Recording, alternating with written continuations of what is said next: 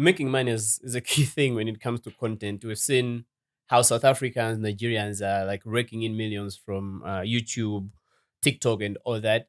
We have a trend right now that's getting there. At least we have got several music videos from Malawi that are hitting 1 million mark.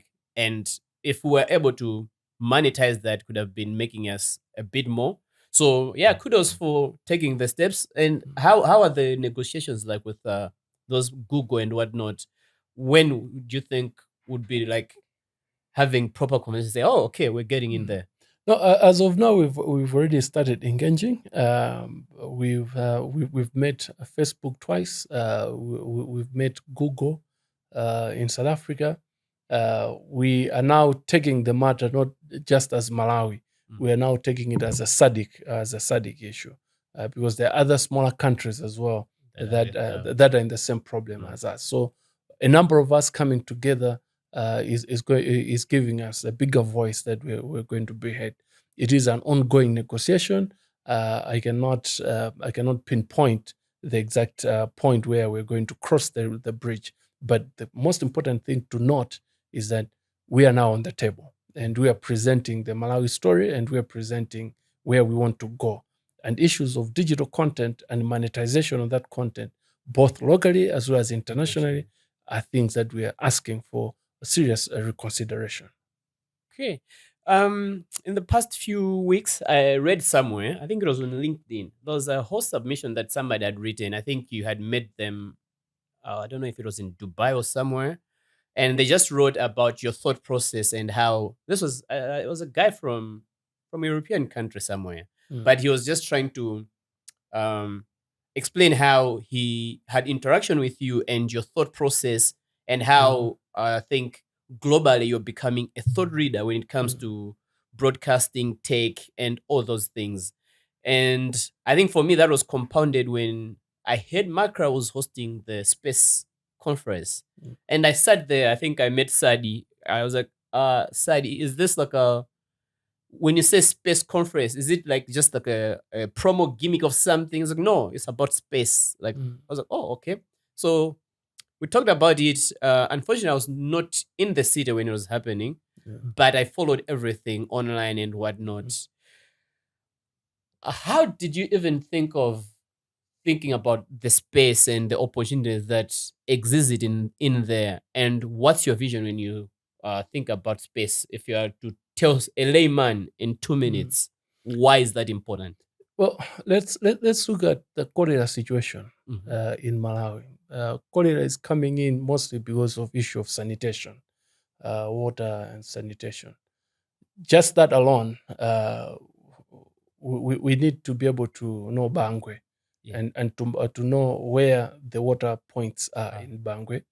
We need to know where the toilets are in Bangwe. We need to know where the boreholes are in Bangwe. And most importantly, we need to know where the clinics are in Bangwe.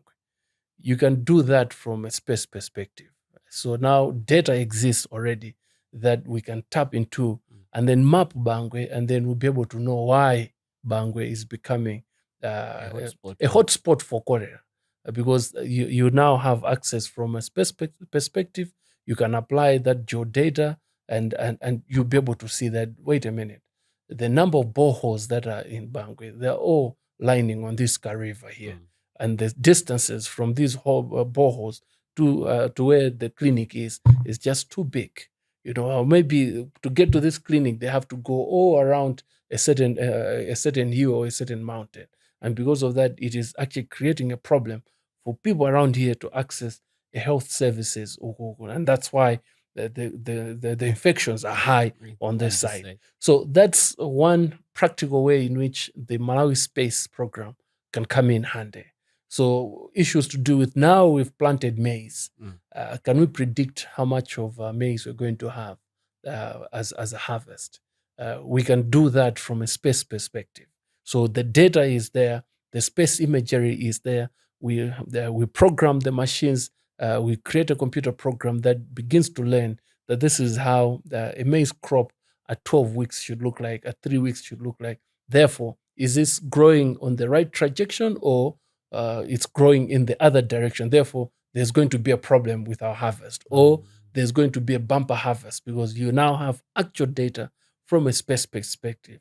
So those are some of the applications that make the space agency a much needed utility in the country. So when we talk about space, we're not sending man to the moon. Of course, that's what we thought. No, That's no, what no, I no, think. no, That's no. what the conversation has been. When Yeah. people actually, every other person who was talking about it from the naysayers, Yeah, it was yeah. like, oh no, we are now starting to think about sending man to the moon No, and no. like all that. And I think there wasn't that application to real life situation that people No, needed to no, understand. I think. exactly. So, as I mentioned, there's a lot that we can exploit in the space industry. But most importantly, that we must know is that Malawi, as a nation, has space allocated as you go up. There's a plot Yeah. which is for Malawi. So, if we're going to launch satellites for broadcasting services, if we're going to launch satellites for broadband internet, or we want to launch our own satellite to do climate change and what have you, there is a space where every country that is a member of the ITU in the world, everyone has their plot in space. And even us, as poor as we are, we have that space. Yeah, so it's either we cannot afford to send a rocket or a satellite, or we can rent it out to someone else who wants to use that space. Yeah, and that it is still benefits. that is revenue that's going to come to Malawi.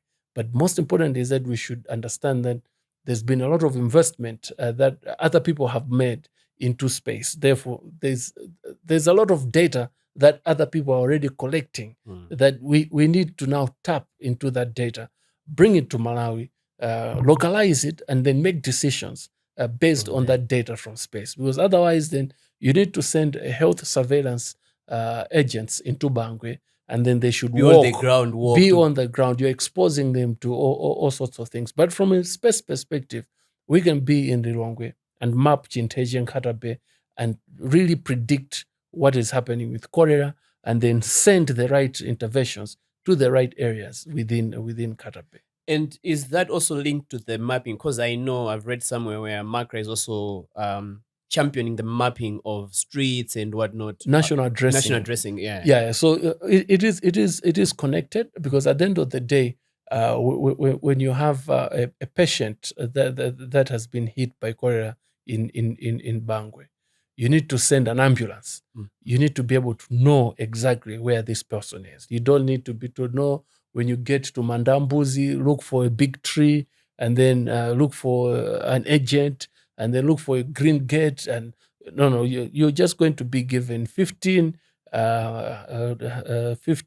Mulanje Road in Bangwe. So there'll be one Mulanje Road in Bangwe, and there'll be number 15 house. That will be the only house. So you just go straight to that house. Therefore, the mapping and the naming and the addressing of our country, it is a very critical and foundational issue that we are taking very, very seriously. So as we speak, we've finished with the northern region. Okay. All the streets, all the roads, and all the footpaths, including those in the rural areas in Rumpi and Karonga, they've been given names. Wow. And they've also been mapped on a GIS portal.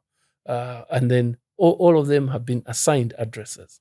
The next thing that we're doing is now to put the infrastructure so that you can see, oh, this is Nyika Road, this is Chugulamaembe Road, this is house number 15 on Nyika Drive in Mzuzu. Wow. So that process and that project we've been undertaking for the past 6 months in the northern region. We are now happy. I think we're about 90% done. We're now in the process of procurement of these road signs, and that's it. The moment we deliver the road signs, we are launching that. Then every street and every house in the northern region would have been named and physically addressed. Wow. So there's all these funds that are going on. We talked about the Copyright Society of Malawi. And I think in one of the readings that I did, I saw that MACRA has a fund called Muni Fund. Can you break down this fund? What is it about, and what does it aim to achieve? So in the digital space, you get a lot of ideas and a lot of people trying to do things. Much of that goes unnoticed, and much of that goes unaccounted for.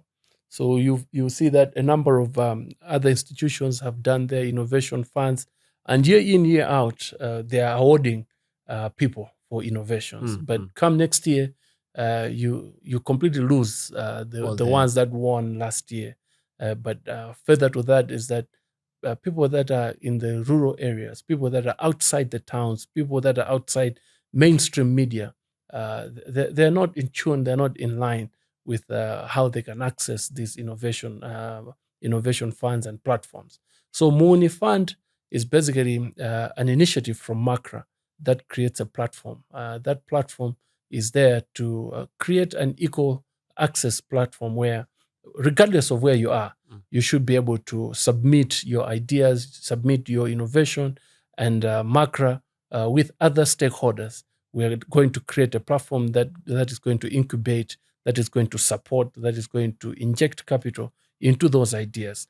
But the most important thing is that we're now going to keep track, and we're now going to account how much of our money have we spent towards agriculture in this idea. So that if next year someone comes up with the same idea, we have a way of telling them, no, this has already been tried, and these are the gaps. So if you can go back, learn from what this did, and build on this, and then bring it up. So in that way, we are not just opening the field for new innovations over and over, but we begin to zero in on certain innovations that can now scale up. But as they scale up, now you need the people need support to register companies, to protect their intellectual property. How do they link with other stakeholders, with other people? Now this fund will now help to facilitate for that. So in short, Monifandi is there to ensure that every Malawian, wherever they are, their ideas can be heard, their ideas can be documented, and they have an opportunity to showcase. When are you expected to launch the fund? The fund should be launched in April. As we speak, we have some underlining work that we are pushing, and it is that work that once it has cleared, we are now going to open up for people to submit their applications. And once we do that, we now go into a process of evaluation, and then we'll come back to the general public to announce as we progress with these innovations. Okay. And initially, how much is the investment into the fund? 350 million Malay kwacha from MACRA annually. And our hope is that we're going to get stakeholders that are going to match, and we want to hit 1 billion Malay kwacha per year. Wow. That's huge. Yeah, sure, That's sure. huge. Yeah. All right, perfect. Thank you so much for that. I've also heard that MACRA plans to relocate from Blantyre. And where is it going to be? And if you can just shed more light on that. So there's a government directive which is dated 2012, where all government MDAs, government statutory corporations and entities were requested to move to Lilongwe because the seat of government is in Lilongwe. Yeah. And a lot of traffic with government happens in Lilongwe. So from 2012 up until now, with MACRA, we've been in the process of relocating to Lilongwe. Now, in the process of us relocating to Lilongwe, we've now met up with a new directive from a presidential delivery unit perspective, which is now trying to establish a smart city and an innovation city. And now things are pointing towards that MACRA headquarters will be established within the smart city. So the smart city, as we speak, will be established between Lilongwe and Salima along the Mvera stretch. Okay. So somewhere there's going to be a new city that is going to be established around innovation, around technology, around ICT. So all government entities that are around technology and IT will be expected to be housed in this area. And what's the importance of having, let's say, all the tech like companies, organizations in that catchment area? Like why is it important to have them co-located almost in the same geographical area? Yeah. First of all, it is important for us to have focused efforts and for us to have one push towards digitalization, and that can happen if we bring together everyone that is in that space into one area where we can now build one agenda together and we can move together. So the digital economy space is a space that we are also learning as Malawi. Therefore, we need to have more consolidated efforts with one another, with other stakeholders, so that we build on this. Now, it can best be done by showing the intent that as Malawi, we are coming and we are creating a digital hub for Africa. And we can only do that by establishing that zone where if someone comes to Malawi and they want anything digital, they know that they have to come to them. So it's more like in the spirit of the Silicon Valley. It is our Silicon Valley. Ah, I see. Yes. Ah, perfect.